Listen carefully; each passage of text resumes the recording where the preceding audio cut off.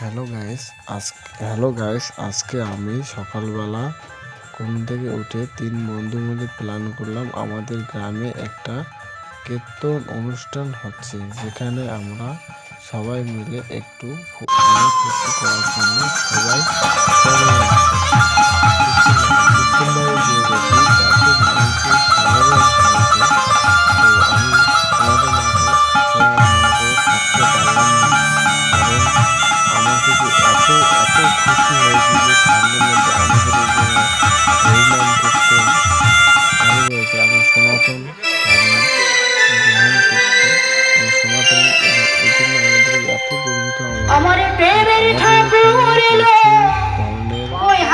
কত ধরনের লোক এসেছে কীর্তন শোনার জন্য। বছরের শেষ বছর এসে গেল ২৬ আসবে, তাই আমরা একটু হরিনাম কীর্তন গাবো সবাই মিলে। কারণ আমাদের এটা একটা কালচার, এই মতো করে আমরা হিন্দু কালচার সনাতন আমরা। তো তোমাদেরকে আমি সব ধর্মের ভেদ না করে সবাই শুনতে পাচ্ছি।